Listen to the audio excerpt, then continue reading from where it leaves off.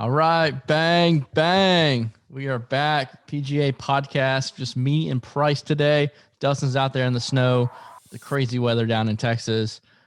You never get snow, right? So hopefully he's having a good time with his kids and he doesn't pull a Price and slip on the ice. If you haven't seen that video, go to our Twitter, go to Price's Twitter, and let's go over what were you doing, Price, before we get into the golf? I want to know. It's icy. I was taking a bag of salt to throw on my driveway to melt the ice so my in-laws could come over for lunch.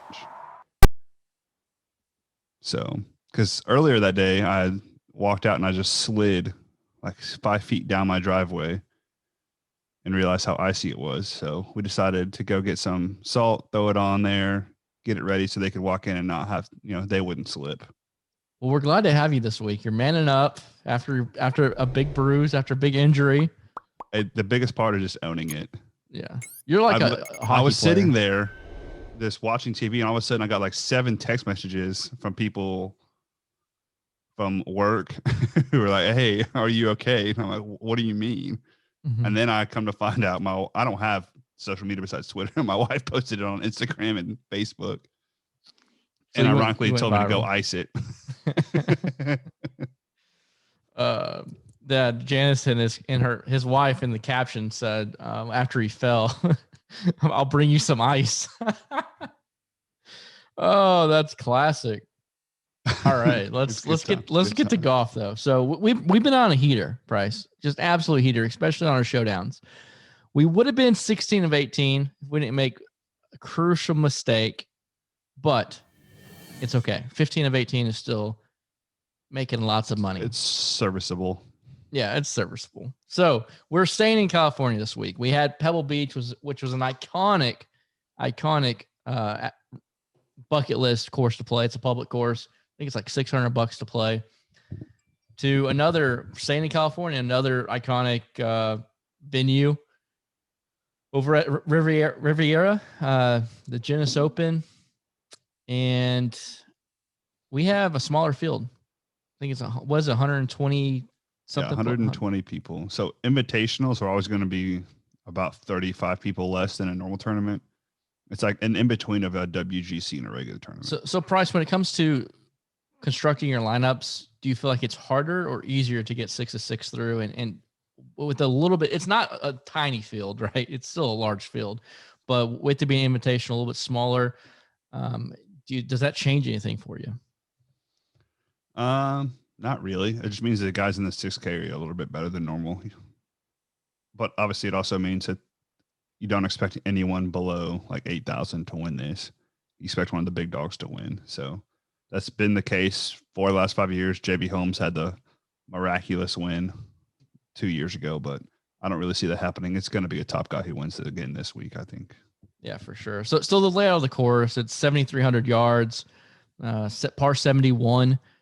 The average cut line is +2, so it's more of a major championship level type of course. Average winning score is -13.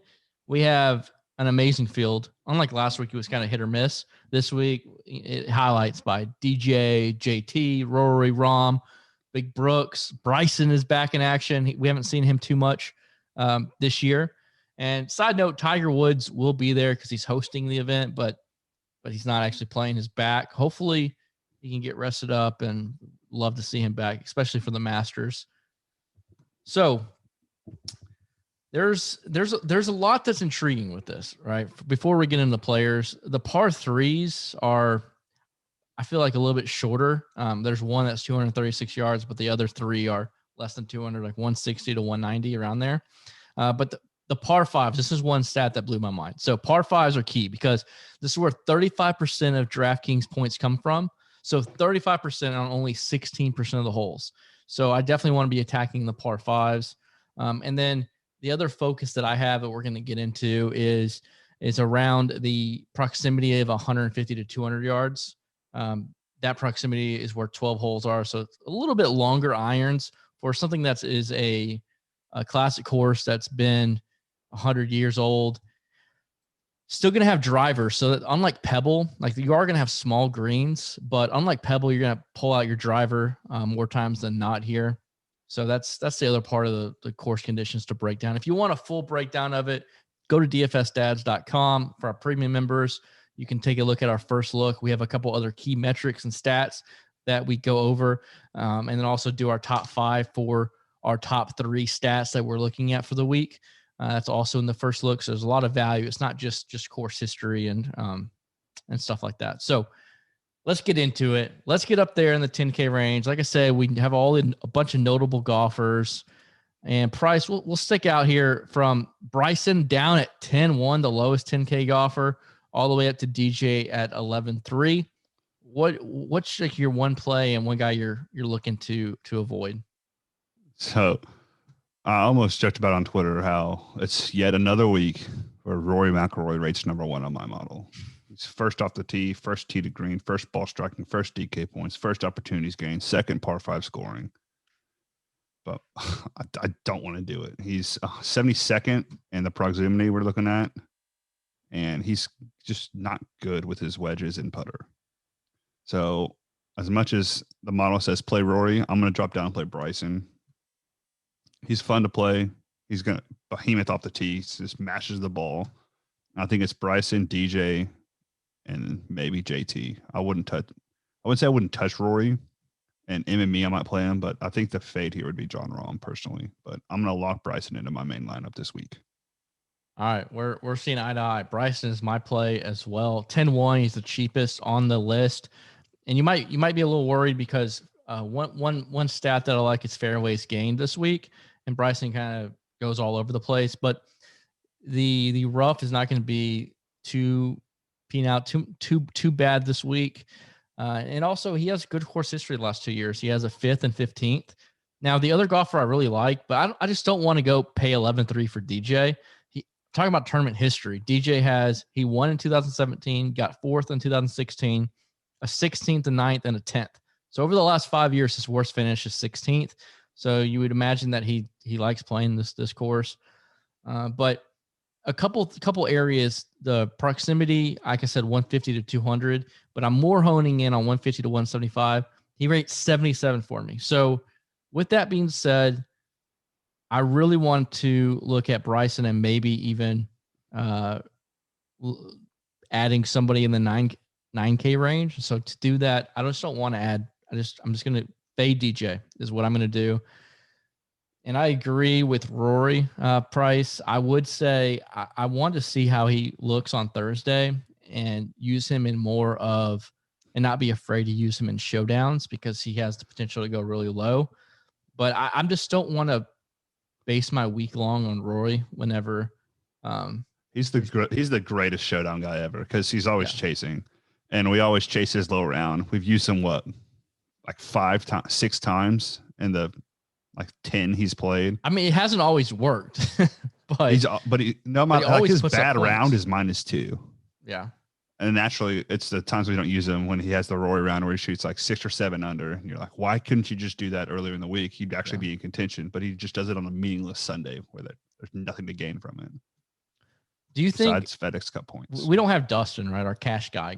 Do you think you can pay up here with this? Because the field is loaded to where the 9K range has a lot of top level golfers like Brooks, Cantley, which we're going to get to. Do you think in cash you can pay up in this 10K range, or should you go down to the 9K range to start? I mean, you can if you want to. I wouldn't do it personally. If I'm going to start a cash lineup, I'm probably going to start off at Cantley at 9,600 personally.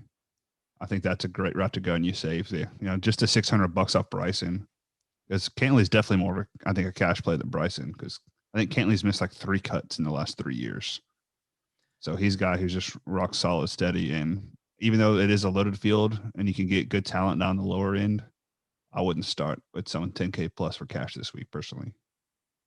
Yeah. So there's 2 interesting things to me in this 9K range. What am I going to do with Xander? I love Xander whenever this is more of a difficult course, and he thrives in difficult conditions. And whenever the top talent plays, he thrives. But he just choked away a victory He should have. All he had to do was shoot -3, I believe, and he would have won the tournament a couple weeks ago. I don't know what I want to do with Xander. I like his price tag at 9,900, not bad at all. But then if you go all the way down to the low end, you have Adam Scott, and I know I keep hammering in the tournament history, but he won here last year, 7th, 11th, a 2nd, all within the last 5 years. That is phenomenal tournament history. And at 9K, I love him for cash. I don't know where are you with Adam Scott? And if you do like him for cash, do you also like him for GPP? I actually don't like him for cash. I'd rather play Hideki for 100 more in cash. Because Hideki doesn't miss cuts. Yeah. Hideki's a grinder, ball striker who even on his bad weeks, he finishes like 40th. So I think he's a lot safer. He has good course history. I know I want to click Xander so bad. I just don't feel like he's that much better than Cantlay. And I want to take the 300 savings. I know it's kind of just a bias thing, I think, with Cantlay, but he does rate out better for me as well. And coming off a disappointing Sunday, I feel like Cantlay is a little bit more fired up to come out and, bang with the big boys. And I mean, I've been on Cantlay for 3 years, so It's hard to pass him up, but I love Xander, love Cantlay. Scott, I think, is a good GPP play, but if you're going to go cash, it's definitely Hideki and Cantlay in this range.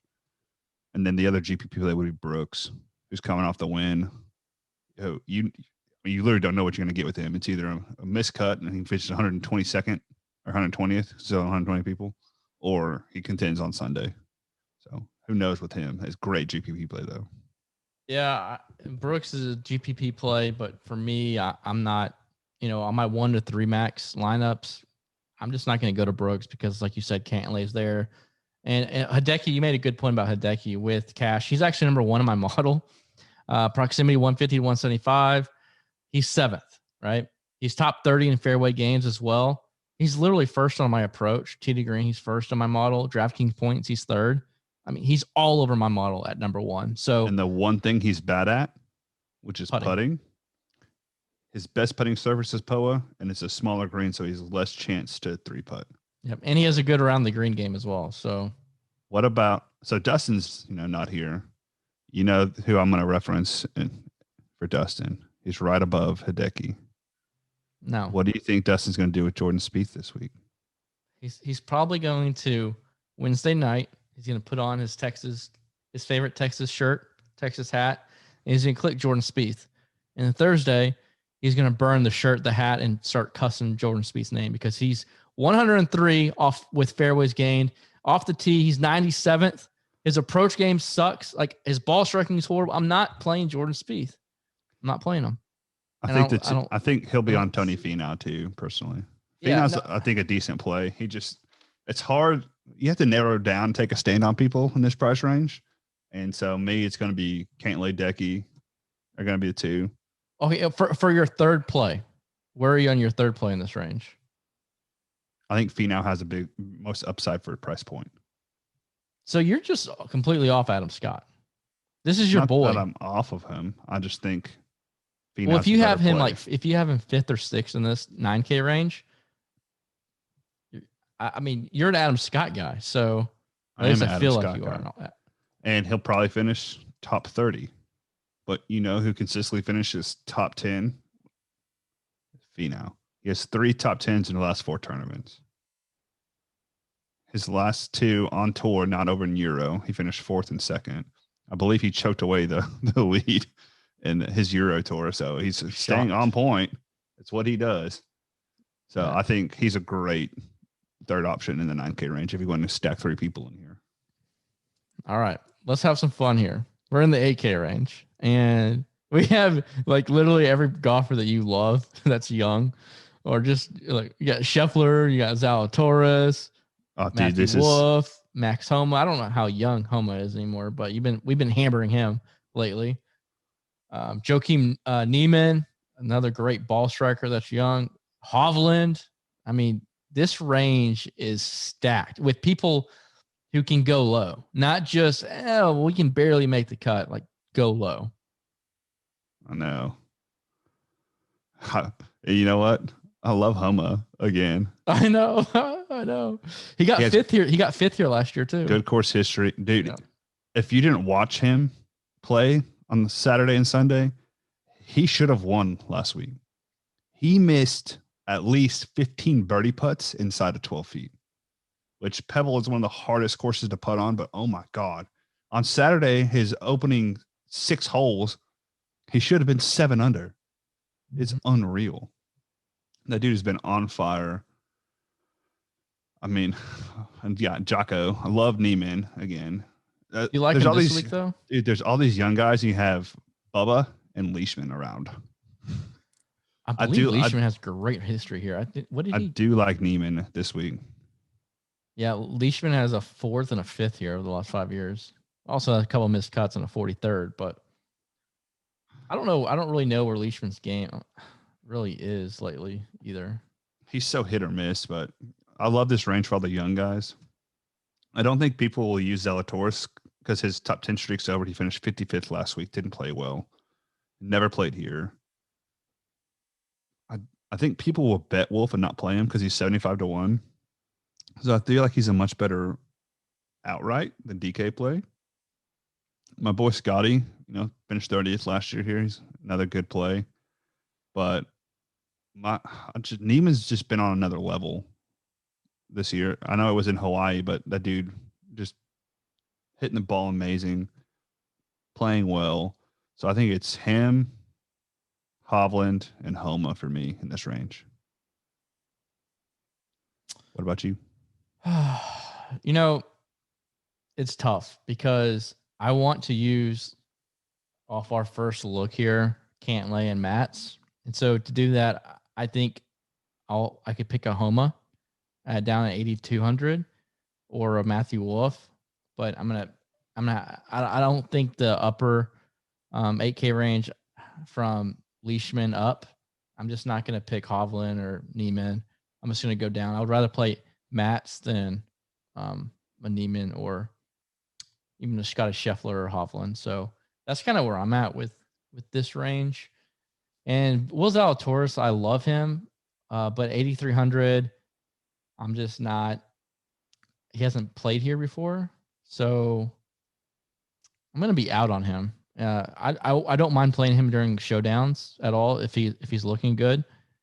I would love to click his name in showdowns, but for my week long, I'm gonna be a little bit more conservative this week. Now, is there one guy that you're like, I'm not playing in this 8K range? Because we talked about a lot of people we like. Smith. Yeah. I feel like that's every week with me, but I don't hardly ever click Cam Smith. And I feel like he's very erratic off the tee. And this is a course where I feel like we'll eat his lunch if he comes and does it here. He missed the cut last year. Let's see. And he finished 49th the year before. So the last 2 years, she hasn't played well here. So I'm good on I won't roster him at all this week. So down in the 7K range, talking about someone who's a little bit safer as long as his back doesn't go out is Kevin Na. He actually rates out really well on proximity and fairways gained. He's both 8 for some of the metrics that I'm looking at. Around the green, he's great. He's a really good putter on the surface as well. I don't ever like, I never click Kevin Na, but he has a 2nd and a 4th here for the last 5 years. I don't know. He has good history. He'd been playing well. He missed a cut at the Amex, but coming off a win after that one. Yeah. He's a good solid play, 7,900. You just want him to finish top 20, top 25. And I feel like that is something within the realm that he'll do this week. The problem is if you click some of the top guys, you can't really play around in this range. So the top 7K range, I think might be a little bit dead just because if you're going to build a lineup, you're going to want one of the top guys. You're going to love the 9K range. The 8K range is amazing. And so it's going to be, I think, heaviest hit, like 75 or 7,600 to 7,900 is going to be a pretty big dead spot, I think. So this could be a good leverage spot for GPPs. Yeah, that's a good point. So with naturally having to go down to the bottom part of the 7K range, you got another young gun, Sammy Burns. He ranked 17th in my model. He's a great off the tee player. His fairway gains is up there. He's not bad with proximity. It's 3 good tournaments in a row, and he finished 23rd here last year. Yeah. So I feel like he's a good play. He's good. You know, he scores DK points for us, which is what you want. Talking about playing good is Strillman. And his stats 14th on proximity, fairways gained 11th, 7,400, another good price tag. And in my model, he's 15th. And He's been making us some money. Tringali as well. Tringali doesn't rate well in my model, but he has 3 great tournaments in a row. Sergio rates 2nd in my model. I don't know if I can trust playing Sergio, but I mean, the dude, whenever he gets going, he gets going. All right, though, whenever we get lower, so I'm not going to bring up the name yet, but what about Taylor Gooch? So he rates out very well on models, but I don't think I'm going to click him. I'd rather use like a Luke List or Hadwin or KH Lee. KH Lee rates out really high. Keegan Bradley is what you meant. I'm not ever going to roster Keegan Bradley. Why?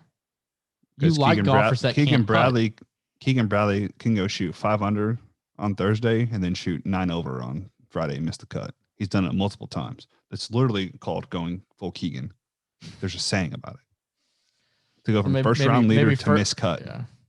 Maybe first round showdown play. Yes, I'd rather play Keegan in showdown than week long. Because at some point he will not make putts and he will not keep up with the field or he'll blow up. He'll pull a Lashley and smash the green. Yeah, well, Lashley killed us on Sunday because we instead went. Well, Lashley had that like quadruple and fell out. It was it was using Will Gordon over McNeely, which was the big error. Yeah, but Keegan Bradley does rate out really good here for me. Does he have good term? I don't know what's his tournament history here. Let's take a look at that. Cut 51st cut, 34th cut. So I'm out. No, wait. Cut, made the cut, made the cut. That means he's going to make the cut this year. No, but the trend says he's going to make it. Nah, talent's better. I will say the talent on tour in the last 2 years is like exponentially higher. Yeah. So the guys who made the cut, 2 years ago, I don't really care as much unless it's one of the top guys. That these mid-tier people, like Matt Kuchar, look at him.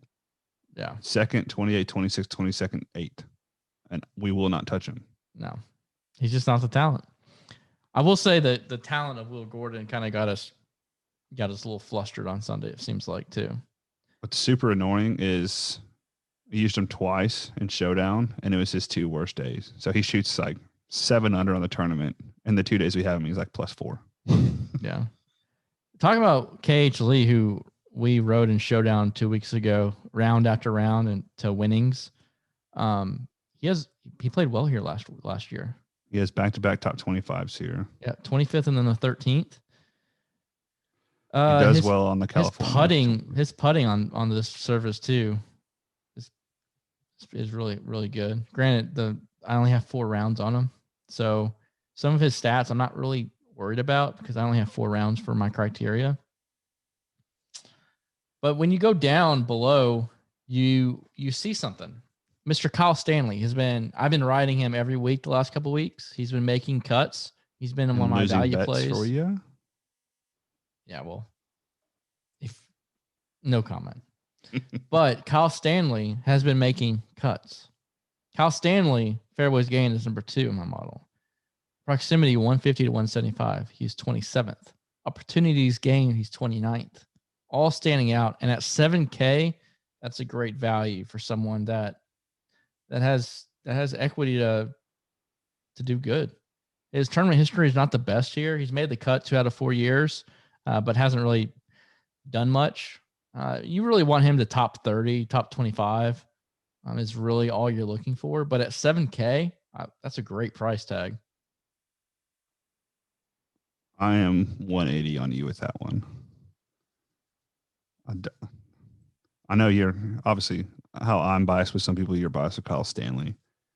I do not feel like he'll pay off this week. I don't think he'll finish top 30. I think there's a better chance he misses the cut than finishes top 30. Any more Kyle Stanley slander, you're going to have to remove my hat. from your head. I'll remove your hat whenever you win a wager against me with golfers head to head. Hey, I'll take KH Lee against Stanley this week. What kind of odds am I getting? You'll get your hat mailed back to you. Man, that's a tough one. KH Lee is. Where are you with Ches Reavie? I'm not going to use Ches. He rates out well.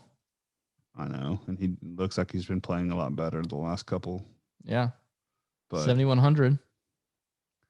He got 10th here last year. He's got 7th here. I'm good. I don't want to use him. I mean, I think he's someone you can, for MME purposes, you could check off. To a degree. I'm going to be pretty tight on the core I use this week. I've been using like 18 to 20 people, and I'm going to cut it down to like 13 people. So it's going to be a very short list of who's going to make my player pool. Yeah, I like that. So I think we agree we like KH Lee and down in the low 7K range. So if we're going to have a couple of those high end guys, we need someone in the 6K range. I'm going to start because I want to steal the guy that you like because I like him as well. Vaughn Taylor at 6,700. He rates out 16th in my model, 16th in proximity, and 6th in fairways gained. He also opportunities gained. He's top 20. His approach game is looking good. He's playing good golf. Last week he was gaining 5 strokes. His strokes gained, his tee to green game was really good. So I like Vaughn Taylor at 6,700 immensely this week. I think he's a good play. I really want to see what people do with Varner because he did good here last year. He's coming off a miscut where he blew up on Friday. Shot like he was like over. He shot like 68 on Thursday. I was like, yes, because he was in my main lineup. And then he just blew up. Yeah. So it was very weird for that to happen, but I think him, old Jim Furyk down at 6,400. I kind of like Sung Kang pops in the model for me. He's coming off a made cut. People don't use him because he's pretty well hated. He also hasn't played very well the last month, but there's kind of slim pickings down here, man. What about Mark Hubbard? He's playing well. He did play very well. There are 2 metrics that we like. He does good in top 20, top 3 in proximity, and top 21 in fairways gained. And he's playing good golf. And at 6,300, pretty cheap. He hasn't played here over the last 3 years, but the other 2 years he made the cut. I mean, he got almost dead last, but 6,300 is somewhat interesting. Yeah, there's not much down here I like, and I feel like with the talent in the 7K range, you don't really have to. Yeah, especially the lower 7K range from like 7,400 to 7,000. There's a lot of good golfers there. So if you get 2 of those, and even if you had to dip down to 6,700, that leaves you 3 studs left. So that's kind of where I believe we stand. Is there any? Have you looked up any bets yet? Is there Wolf. one? I saw Wolf at 75 to 1, so I threw some money on him. And Sam Burns is 100 to 1. Okay. So I put like $10 on him. Win a G if he wins. All right, we're gonna do a little something different since we got no Dustin. So I'm gonna give you a fire round. I'm gonna quickly out of each range, just one golfer. Just name me who you like the best out of each range. The 10K. Bryson. 9K. Cantley. I'm gonna mix it up. 7K. Burns. 8K. Homa. 6K. VT. What is your one fade that is going to be high ownership of the week?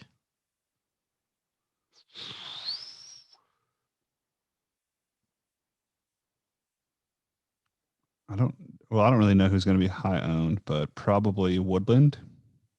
I usually don't. I haven't been playing him much lately, and I feel like he'll be very high owned at his price point.